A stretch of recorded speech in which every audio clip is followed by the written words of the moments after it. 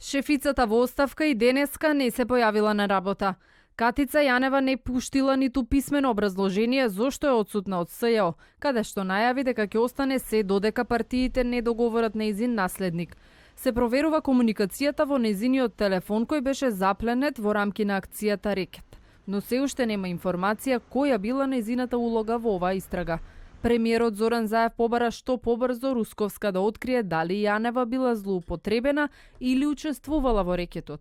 Демантира дека Катица Јанева му се јавила ноќта пред да биде наводно уапсена. Демантираат и од обвинителството дека имало налог за апсење на Јанева и дека таа се јавувала за спас кај еден поранешен дипломат и еден висок владин функционер. Јас можам да кажам за себе дека не сум се слушнал со Катица Јанева. И тоа не е точно. Ако се мисли на висок владин функционер кај мене, го прочитав текстот на МКД, не знам, на некој од портали, може и проширен. Текстот апсолутно не е точно и можете некој од тие дипломати кои што ги спомнува таму или поранешни дипломати, еве мене ме прашавте, јас кажувам дека не е точно.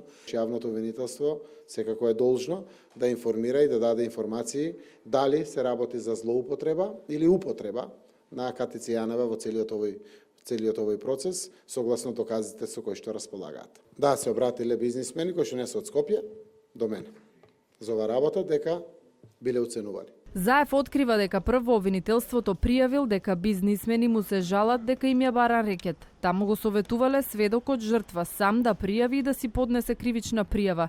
Но премиерот не открива дали Камчев е бизнисменот кој му се жалел дека го рекетираат, за да се спаси од кривичното дело како осомничен во империја. Случај кој го водеше Лиле Стефанова од СЈО и за кој Јанева ги подпишувала решенијата да биде пуштан од притвор. Уште пред да биде отворена истрагата Рекет, бизнисменот Зоран Азманов обвинуваше дека Јовановски пробал да го рекетира.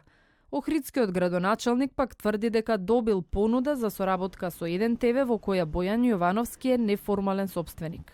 Имаше барање за соработка пратено официјално од една телевизија во општината, меѓутоа далеку од некаков рекет или некакви изнуди. Јовановски, кој во јавноста е познат како Боки 13 и бизнисменот Зоран Милевски Кичеец остануваат и понатаму во притвор. Доцна попладне во кривичниот совет ги одбил нивните жалби. Овој случај го отвори шефицата за борба против организиран криминал Вилма Русковска и според досегашните информации од април лани успеале да изнудат 1,5 милиони евра.